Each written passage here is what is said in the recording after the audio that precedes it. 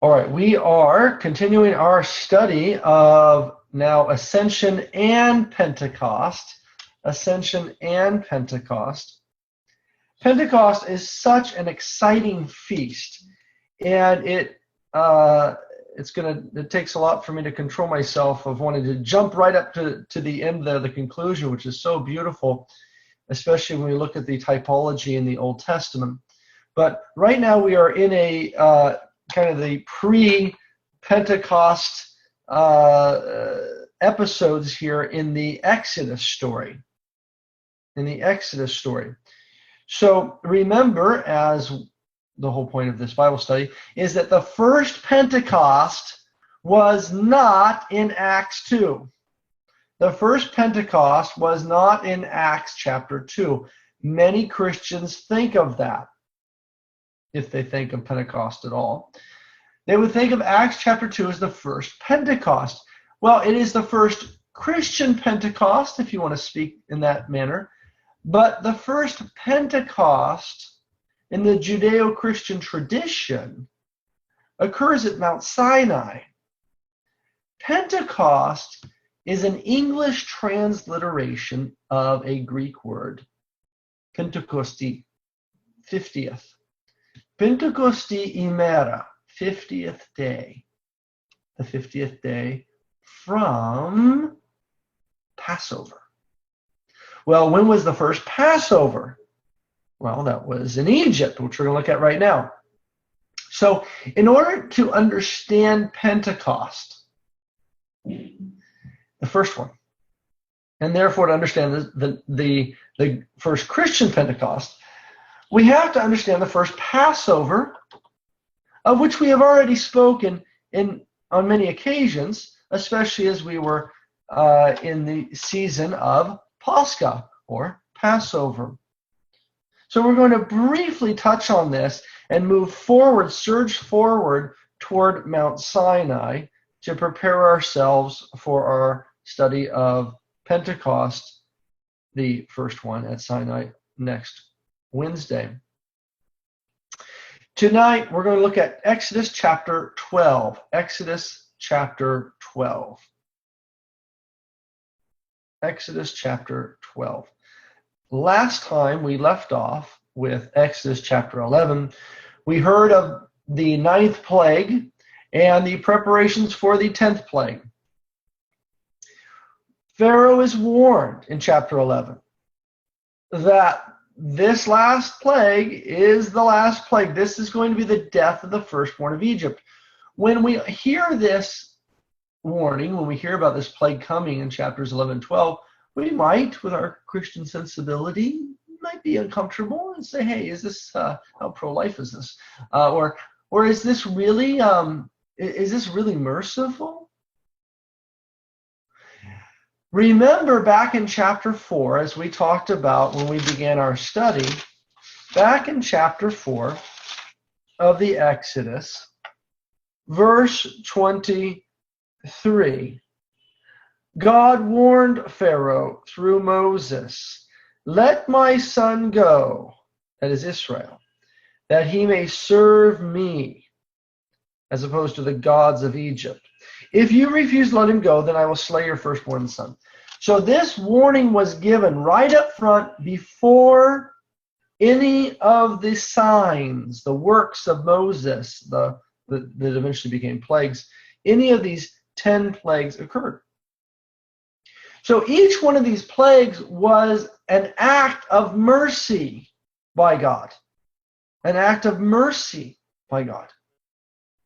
He could have simply jumped straight to the 10th plague. He could have jumped straight to the slaying of the firstborn of Egypt. As soon as Pharaoh refused in chapter 5 to let Israel go, he could have slain the firstborn, but he didn't, because he is a merciful God. He is a loving Father, and he loves not only the Israelites that he is trying to get out of Egypt, he also loves the Egyptians for whom he is calling the Israelites. Remember, Abraham was called, Genesis chapter 12, verse 3, for the sake of the nations. That includes Egypt. When we read in chapters 10 and 11 of Genesis, we hear about all the generations that came from from Noah, one of the nations that came that's listed in chapter 10 is the Egyptians. Abraham was called from among the nations, that one man, for the sake of the nations, that through his seed, through him, all the nations might be blessed. Genesis chapter 12, verse 3. And a theme repeated all throughout the Abrahamic narrative, and the most common theme repeated in the New Testament in reference to Abraham. So all of these plagues that then happen leading up to the firstborn plague, the 10th plague, the final plague, are acts of great mercy by God. He starts out by turning water into blood and sending frogs upon the dirt, on the earth, okay, and flies. It's pretty low end on the plague scale. But they keep ratcheting up. Each one of these plagues gets more dramatic. Pretty soon, softball hail's falling out of the sky and killing people. Boils and infections on their skin. But that's in the latter plagues. The earlier plagues were just gnats. Now, I don't like being bitten by gnats. I remember when I was in Florida. You were outside anytime after sundown, you're dead. Okay? These little things they called the no-see-ums. I grew up in California. We had mosquitoes, okay? They had these things called no-see-ums. As soon as the sun started to go down, as soon as it got dark, they would attack. And you'd be bitten by all these it really hurt. People would go run into their cars and everything. You couldn't see them. They're tiny little gnats. Anyway, that's a pretty merciful plague compared to softball hail falling out of the sky and killing people and the livestock. So it ratchets up each time. This is like a parent dealing with their children. God loves the Egyptians, and he wants to save them. You remember, as we saw in Exodus chapter 9, verse 13 through 17, particularly verse 15 and 16, chapter 9, verse 15 and 16, God says to Pharaoh, look, the reason why I've let you live up to this point, like I could have just wiped you out if I wanted to, but it was so that my name might be proclaimed throughout the nations, so that all the earth might know who I am. Right? Why? Because God wants all the nations, all people, all descendants of Adam to come into relationship with him, because only in doing that can they be saved. Only in that can they have salvation, which is come to the fruition for which they were created. Right? To grow up in the image and likeness of their loving Father. As St. Paul says, God desires that all men be saved, 1 Timothy chapter 2. Right? All men be saved. He desires that all men be saved. And so the purpose of these plagues is actually for the salvation of the Egyptians and those who will hear of them. But more on that in another study. Chapter 12. The final plague here, Moses is told to tell all the Israelites to take a lamb or a goat. Goats usually get a bad rap in the Bible, and it's usually why people don't read the Bible. But a lamb or a goat, either one, the Passover animal could be taken from the sheep or the goats. Okay? So, and then they're going to look at it for 3 days, check it out, make sure it's without blemish. And then on the 14th day, verse 6 of this month, the whole assembly of the congregation of Israel shall kill the lambs in the evening. Then they shall take some of the blood and put it on the two doorposts and the lintel of the houses in which they eat them. They shall eat the flesh that night, roasted with unleavened bread and bitter herbs. They shall eat it. Okay, so they're going to eat this. They're going to take the blood and put it on the doorpost and then eat the flesh. Why? Again, we've talked about this before, but remember, the blood is the sign of life. Think of Genesis chapter 9. Think of Leviticus 17. When they slaughtered an animal, the blood flowed out, and they saw the animal fall over unconscious and then eventually dead. They understood that there was some connection between the life and the blood. Now, we know it's because of the oxygen stored in the hemoglobin in the red blood cells, right? That's traveling throughout. But, that was before modern biology. So they understood the basics, and that is when the blood came out of the animal, the life came out of the animal in some sort of a way, right? If you ever lived on a farm and slaughtered sheep, you've seen this before. So when the blood all comes out, the animal falls over, unconscious, eventually it dies. So they took this blood that would symbolize the life of the animal, and they put it on the doorpost on the lintel. This is the frame of the door. This is a barrier of life that is going to keep the angel of death out. Death on the outside, life is going to remain on the inside. But that's not all. Israel is not just saved from death by the blood of the Lamb. They are saved for something else. God doesn't save you from something, but to save you for something. Right? So what did God save them from? He saved them from death by the blood of this Lamb. And he gave them the flesh of the Lamb so that they might make it out of Egypt. Right? So the purpose was not to just simply save them from death, but was to bring them to the promised land. And the first stage of that journey was, of course, Mount Sinai. If they don't eat the flesh of the Lamb, what are they going to eat here? Some unleavened bread and bitter herbs. How long do you think they're going to make it on their journey? Here in California, I don't know if it's popular in other states, but every now and then I see a big Ford, 350 driving around, F-350 with a bumper sticker on the back. The West was not won on salad. Eat beef. It's usually a rancher's truck, right?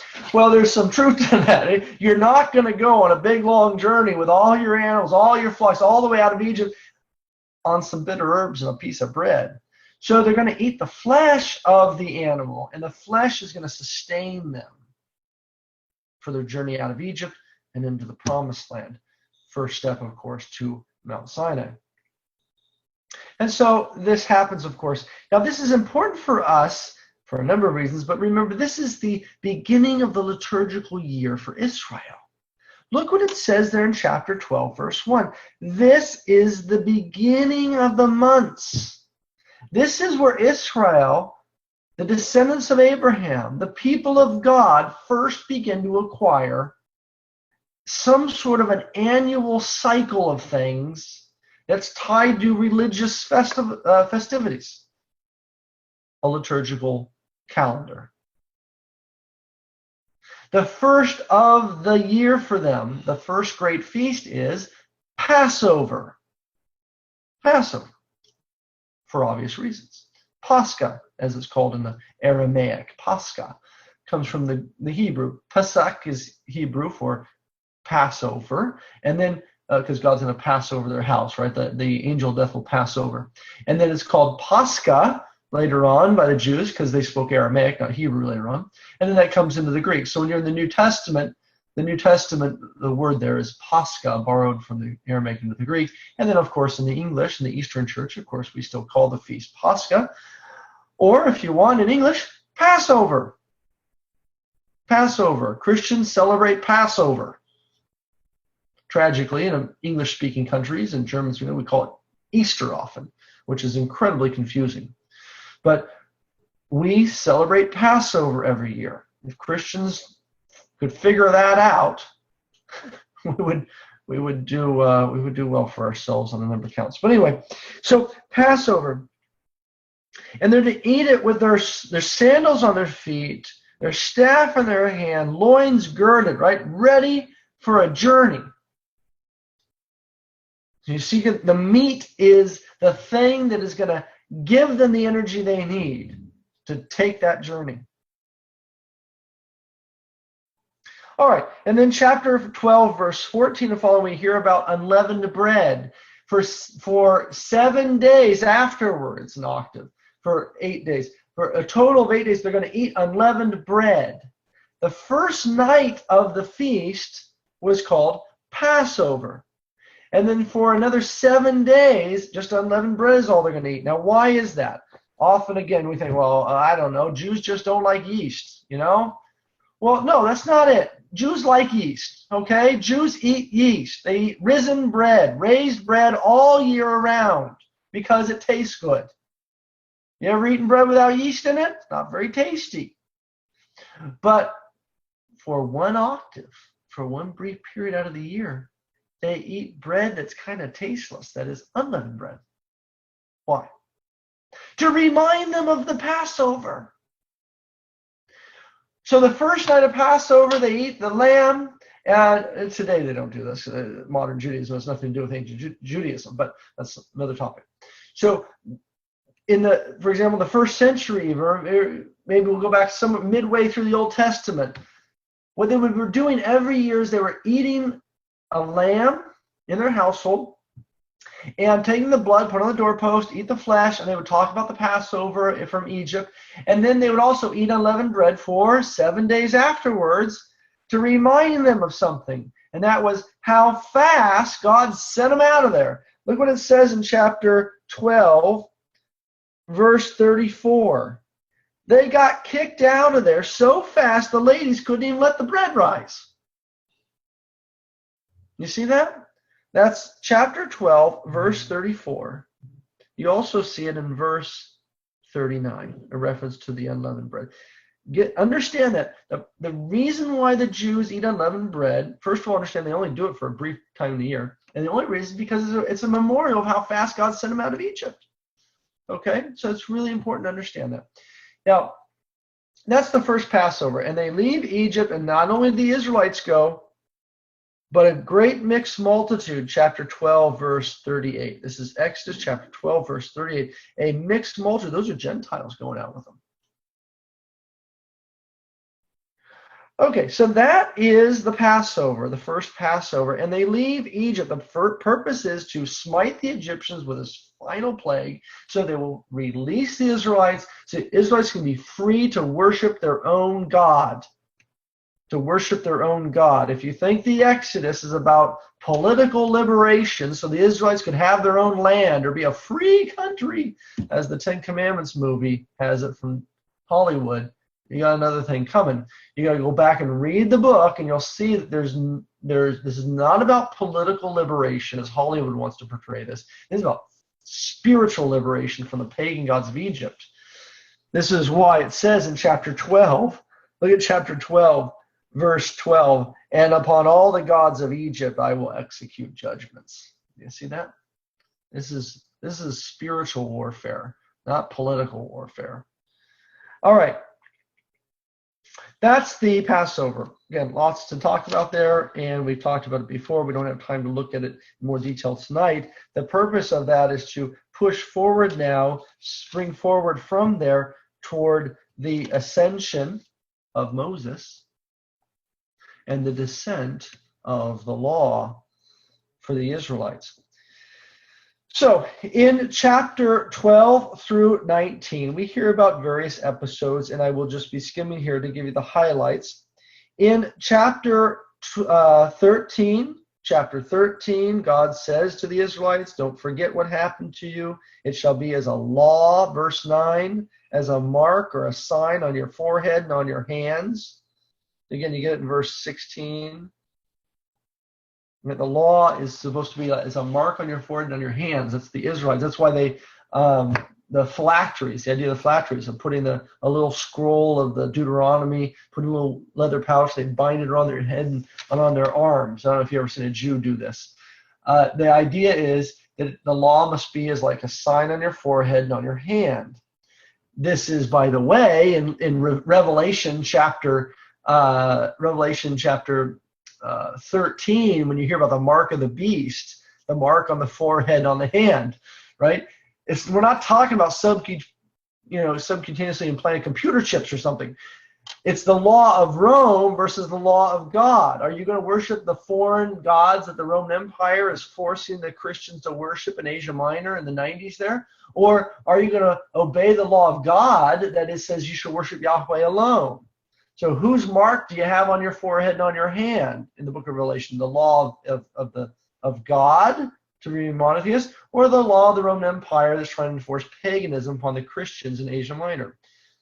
More on that in a study of the book of Revelation. We talked about that in our study. If you want more on that in our book of Revelation study, which is posted on the website. Chapter 14 and 15, you hear about the crossing of the Red Sea.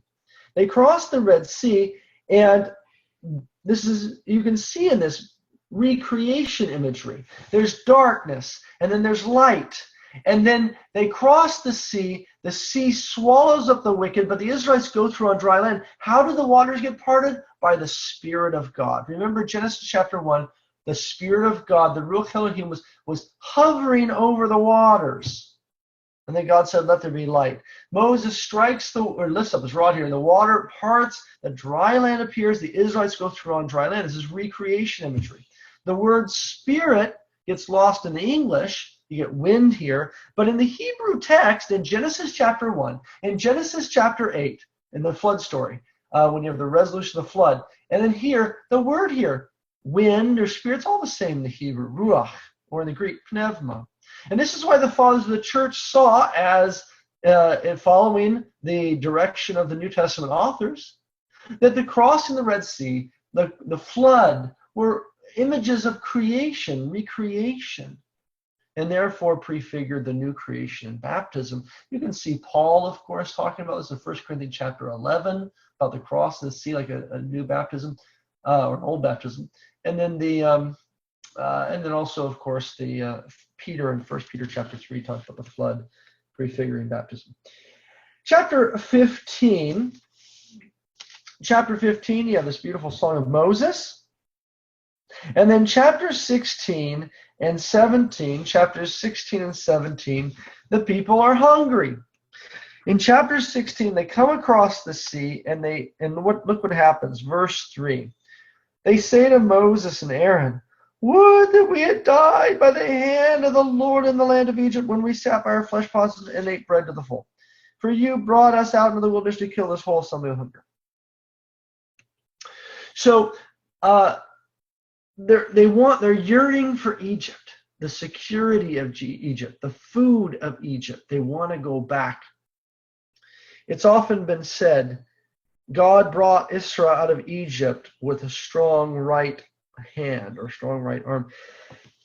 But it took the rest of salvation history to get Egypt out of Israel. Right? They want to keep going back. And this is important, as the early Christians saw, as an image of our own life. Right after our baptism, often there's especially early on after our baptism, you might have a yearning for the old ways, for the old days, right? You might get a phone call from an old friend, right, or something like that, or you have a memory of how things were before you became a Christian, and you might be tempted to want to go back. And sometimes people do go back; they go right back to Egypt, tragically. But chapter 16 here, we hear about the Israelites going forth, and they're hungry, and they want food. They want flesh and bread. So he gives them flesh and bread. He gives them quail flesh from the sky, right? From the heavens, from the sky. The quail fall out of the sky, and they eat the meat of the quail, and then they eat the bread from heaven, the stuff that comes out of the sky. What is it? They have no idea. In fact, that's what they call it. They call it manhu. In Hebrew, literally, what? That.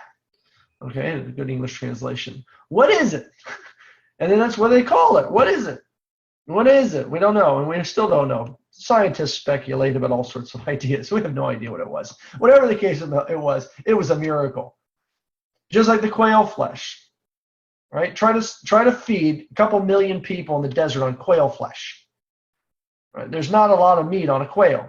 So there are so many quail falling out of the sky into the camp, and you just pick them up. This is a miracle that God is providing for them in the wilderness. In chapter 17, you hear about them being thirsty, right? After you've eaten, then you want to drink something. And so where are they? Remember, they're at the top of the Sinai Peninsula. But God doesn't want them to stay there in the top of the Sinai Peninsula. He wants to get them down to the southern point where Mount Sinai is to give them the law. So rather than give them water right there, which would cause them to remain, you're not going to get them away from the water. He has Moses and elders go to the foot of Mount Sinai and strike a rock at the foot of Mount Sinai, and then the water flows up to the camp, north. And then they follow the river of living water to its source, right? This is why in the New Testament, well, even later on in the Old Testament, we constantly hear about the law. The Word of God is a source of living water, of running water. This is what Jesus says, of course, remember, to the Samaritan woman in John chapter 4 and many other examples. All right, so then in chapter 18, look at this. What God said in Exodus 9:16 has worked. Exodus 9:16, for this purpose I have let you live, that my name may be proclaimed throughout all the earth. Look at chapter 18, verse 1. Jethro, priest of Midian, heard all that God had done.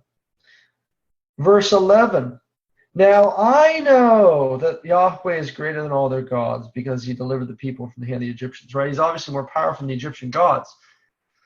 So he's the God to be feared. As you can see, the purpose of the Exodus already working. It's already the blessing of Abraham upon the nations is already beginning. Right? You already have a great mixed multitude going out of Egypt with him. You now have the nations hearing about the great works of the God of Abraham. All right, and then now we come to chapter 19. Chapter 19, which brings us a little closer to our purpose now.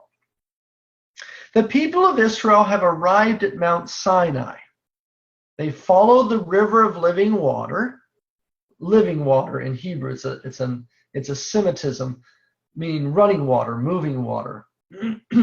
For the Hebrew, if something moved, it was alive. If it didn't move, it wasn't alive. And so if water's running, moving, it means living water. They call it living water. And we have idioms like that even in English, right? We say running water, right? Does it have legs? Well, no, it's running. So living water. Chapter 19, they have arrived at Mount Sinai on the third new moon after the people of Israel had gone forth out of the land of Egypt. On that day, they came to the wilderness of Sinai. When they set out from Rephidim and came to the wilderness of Sinai, they camped in the wilderness, and there Israel encamped before the mountain. And Moses went up to God. And the Lord called him out of the mountain, saying, thus you shall say to the house of Jacob and tell the people of Israel. A little note there on Semitic style, that is called synonymous parallelism. Often people will hear in poetry in the Old Testament, and you get in the New Testament too in places, this Hebrew literary device, something will be said twice, sometimes 3-4 times. It's the exact same thing over and over, but it's said in different ways. We like rhyme. When we want to do poetry, we do rhyme. That's your basic go-to mechanism to indicate you want to do poetry. But in Hebrew, their most common mechanism, and they had rhyme, they had rhythm, all that stuff, but their favorite one was what's called synonymous parallelism. Thus you shall say to the house of Jacob, tell the people of Israel, you have seen what I did to the Egyptians, how I bore you on eagle's wings and brought you to myself. Now therefore, if you will obey my voice and keep my covenant, you shall be my own possession and all the people, for all the earth is mine. And you shall be to me a kingdom of priests and a holy nation. Now, holy in Hebrew, kadosh, set apart. God does not set something apart just simply so it can be set apart. Abraham was set apart. He was called forth for the sake of those for whom he was set apart from. And the same thing here. Israel is set apart. They are made holy, set apart for the sake of the other nations. That's also indicated by the word priest. They are a kingdom of priests. What is a priest? A priest is understood in that ancient world as a mediator between the god or the gods and the people. The people ask the priest to pray for them. The priest speaks to God for them. God speaks to the priest, and the priest speaks to the people. It's a prophetic role as well.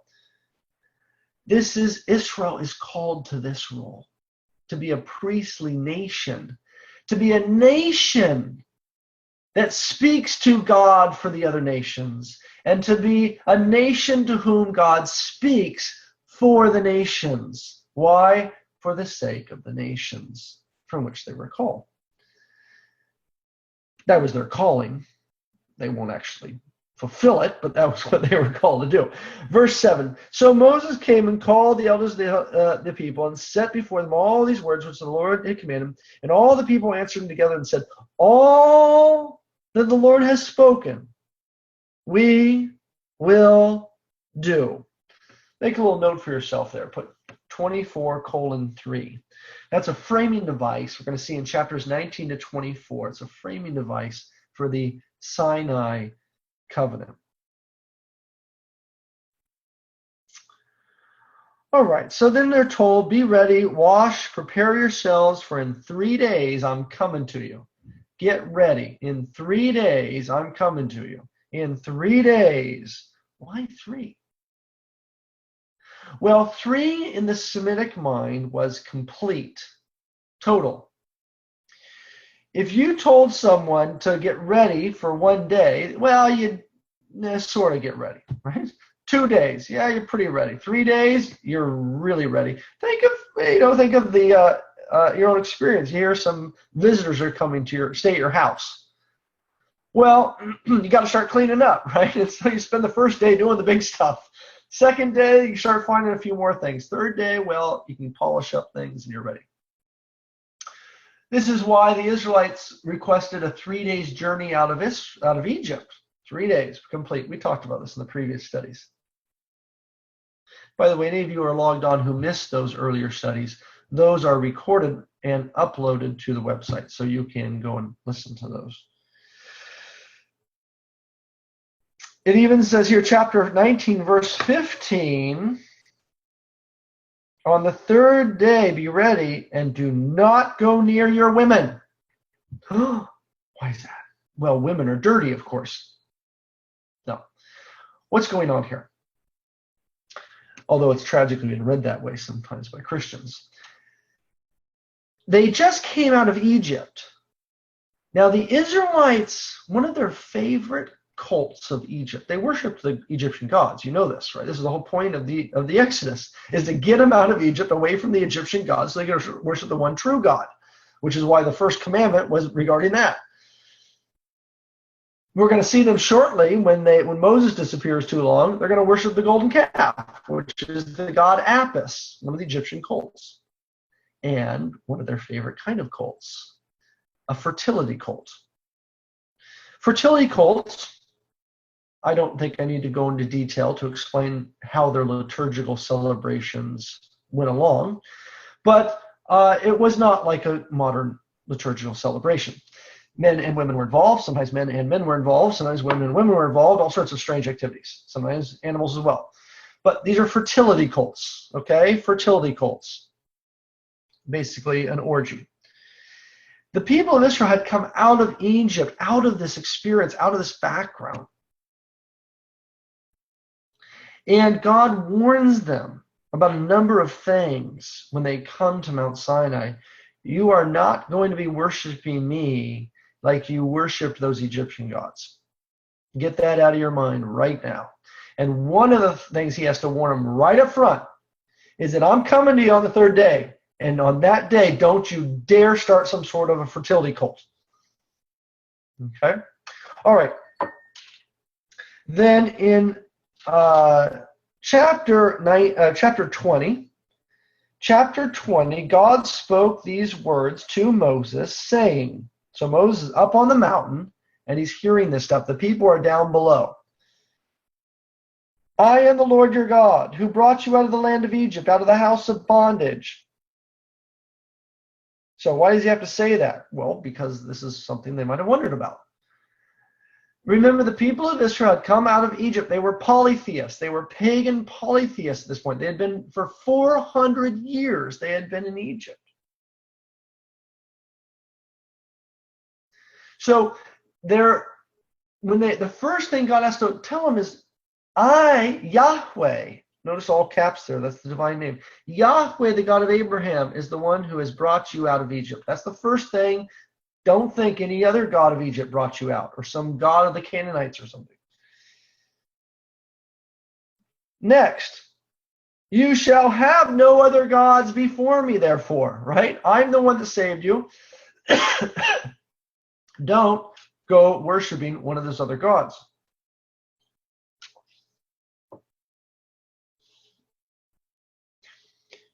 You shall have no other God before me. Verse 4, you shall not make for yourself a graven image of one of those stinking gods and worship it either. Okay, so these first three statements are all anti-pagan polytheism. Modern Christians will read these out of the context of the Exodus and come with all sorts of strange interpretations, especially at verse 4. Calvin, unfortunately, went nuts with this and read it as his support for his iconoclasm. Look at verse 5 and 6. Again, this is all verses 1 all the way through 6 are all statements of monotheism versus polytheism. You're going to worship the one true God, and you're not going to worship those stinking pagan gods from Egypt. And you better not make a statue or an image of one of them. It's not, by the way, condemnation of religious imagery.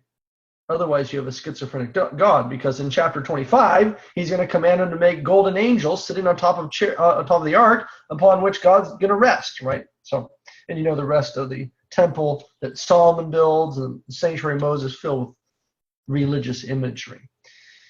So what this is a condemnation of idolatry. Idolatry. In fact, the very word there in verse 4, graven image, is a bad translation. That is a result of Calvin right there. That is Calvin's influence. Graven image, graven, is an Old English word, means carved image. So let's just translate it, let's put it in modern English. You shall not make for yourself a carved image. Well, there's a problem. You're going to have in chapter 25, God commanding Moses to carve images and put them on top of the ark, in which the 10 Commandments, these very commandments, are going to be held. Right? So there's a problem there. So what's the Hebrew? The Hebrew word is pesel. It's image. But pesel in Hebrew gets used in the Hebrew Bible universally, not to refer to just image in general. They have lots of words for image, but this word is used to refer to pagan idols. Every single occurrence of pesel in the Old Testament, pagan idols, which is why it's translated into the Greek by the Jews 200 years before Christ with the Greek word eidolon, from which we get our English word idol. Right? All right, so better translation there, verse 4, which I've seen, thank God, in some modern English translations, even some Protestant ones, I've seen the word idol there. Is it the NIV or the New English Translation? I don't know. Does it? Very nice. Verse 4, they'll put, you shall not make for yourself an idol. Okay, fine. Now it's clear what it says. All right, so this, you know the rest of the commandments here. We don't need to go into them in detail. The commandments are given here. These are the 10 commandments. And then in chapters 21 and 22, you get kind of a filling out, kind of the fine print. The application of these 10 commandments. You shall not steal. Well, then later on we hear that, if you run over your brother's ox with your SUV in the camp, you got to replace it. Otherwise, you're stealing. So there's kind of the fine print, the explanation of things. In chapter 23, we come to a very important passage for us, for our topic, and that is chapter 23, verse 14. 3 times in the year you shall keep a feast to me. 3 times in the year you shall keep a feast to me. Make a little note for yourself there to Deuteronomy 16, where you get this in a little more detail. Deuteronomy 16, okay? So we're looking at Exodus chapter 23, verse 14. 3 times a year you shall keep a feast to me. But make a note for yourself there in your Bibles to Deuteronomy 16, where what I'm going to explain to you right now is explained, okay? Deuteronomy 16 and Exodus chapter 23, verse 14 give us the details of the origin of the liturgical cycle for ancient Israel. And this is important for us because this is in many ways the liturgical cycle that the early church inherits. Not because the early church were a bunch of Judaizers, but because very important salvific events in the life of Jesus occurred that corresponded to these events. And there's reasons why, of course. We'll get to those. But look at verse 14 here. Exodus chapter 23, verse 14. 3 times a year shall keep a feast to me. We hear about the 3 great feasts of Israel. The first feast, the Passover. The second feast, Pentecost. Third feast, Tabernacles. Okay? Now, these were originally harvest feasts. These are agrarian feasts. At the beginning of the barley harvest, which is in late spring, this is when the Israelites were brought out of Egypt. So every year when they begin to harvest their barley, when they first put the sickle to the barley, they remember that God harvested them from among the nations and put them in his barn. He took them and set them apart. It was a new springtime. It's the beginning of their nation, the beginning of their history. Very important for them. Okay? Now, more on that later. 50 days later, after the Passover, where were they? At Mount Sinai. Now, what's going on in the agrarian world at this point? As we see here, it's the end of the harvest of the field. After the workers finish harvesting barley, now you're into early midsummer. The wheat is now white. It's ready to be harvested. So the barley harvesters would finish harvesting the barley, put it in the barns, thresh it out, and then they would go to the wheat, and they start harvesting the wheat. By midsummer, depending on the time of year, they were finished with the grain harvest, right? The wheat harvest being the tail end of it.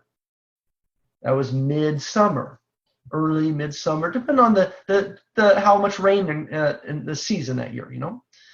That's what time of year we are in right now, right? This is Pentecost. This is the time of year. If you look outside, depending on where you live, if you live in ancient Israel or you live in California, you look out, the hills are all brown now. This is the time to finish harvesting your grain. You harvest it. You don't want to harvest when it's green, no mold on you. Okay, so then the third major feast is the Feast of Tabernacles. And we're not going to look at that right now.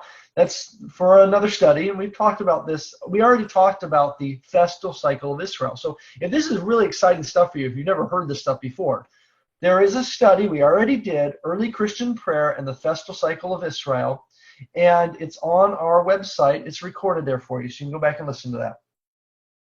But for tonight, what we're looking at, we're preparing ourselves for the Feast of Pentecost to understand what we're going to celebrate this Sunday and to appreciate it as the early Christians did.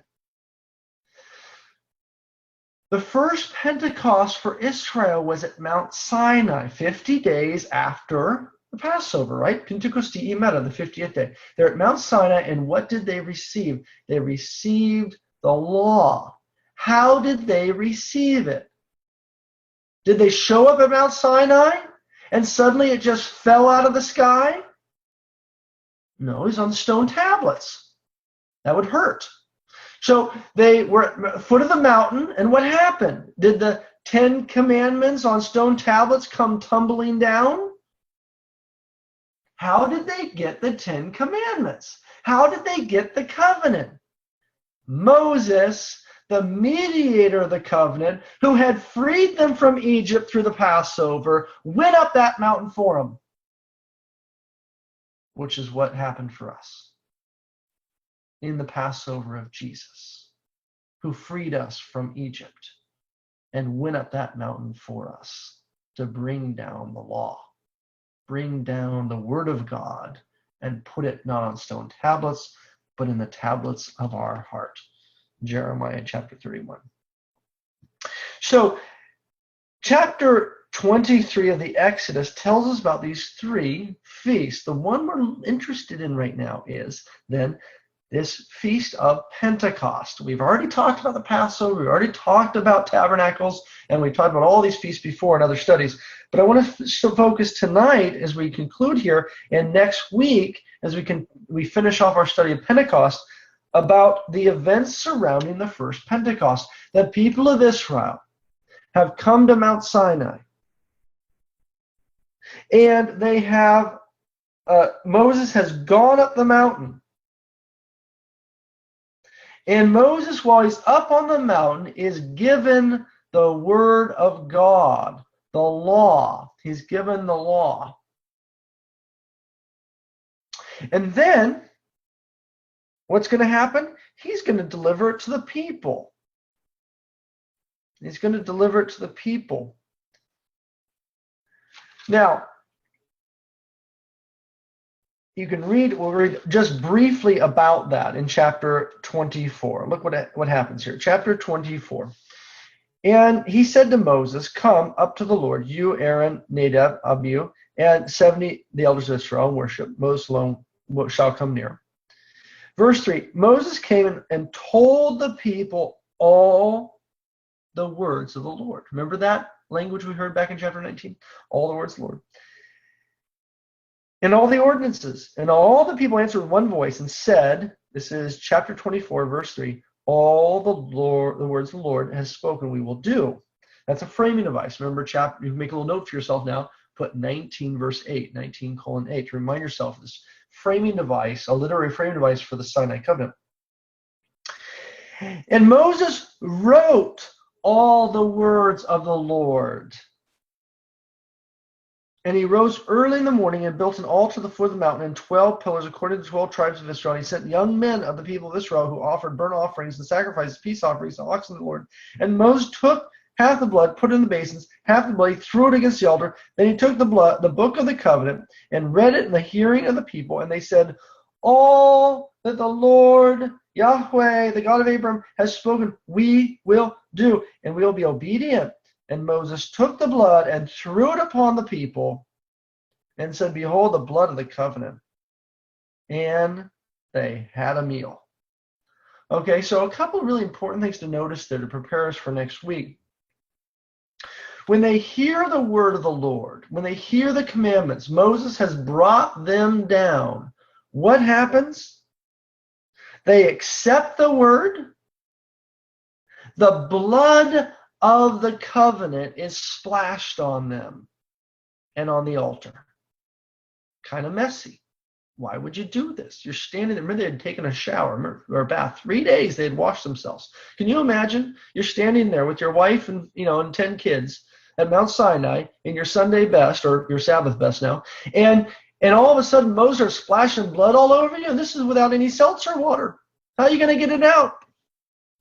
They didn't want to get it out. This is the blood of the covenant. They were covered in the blood of the covenant. A sign by its blood on them and on the altar that they were now in communion with God, one family, reunited to God their Father. And if God is their Father and they have come back into communion with Him, Adam and Eve have entered back into the garden, and God will dwell with man. And that's what we see here then in chapter 24. They eat a meal in His presence. And in chapter 25, they get the descriptions, verse 8, of how God might dwell among them. That's salvation, my friends. Salvation is not you flying up into the heavens to escape from this world. Salvation is God coming to dwell among man. That was the plan when He first created Adam and Eve in the garden. That was what we see reinstituted in chapter 25 of the Exodus when the people have agreed to obey His commands. They are now one family again, going together, eating a meal together. Who does this? A family. And God says, make me a sanctuary, chapter 25, verse 8, that I may dwell in their midst.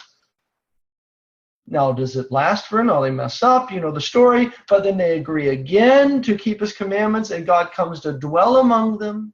You can read about this in 1 Kings chapter 6. He will come and dwell among them in the temple Solomon built. The purpose of the tabernacle that Moses built, the purpose of the temple, and these are places, that purposes of sacrifice. This isn't the purpose of that place. The purpose of those places that God may dwell among His people. And yes, they will offer sacrifice because that's where God dwells among them. But the purpose is that He may dwell among them. This is salvation, and this is critical to understand. If we're going to understand the first Pentecost of the New Covenant in Acts chapter 2, if we don't understand the relationship of the story of the Garden of Eden to the story of the Exodus here that we just read about, then we can't have any hope to understand what God is doing when He restores man to communion with him through his eternal Son, when he refashions him, as St. Paul says in Romans chapter 8, into his image and likeness again. More on that next week.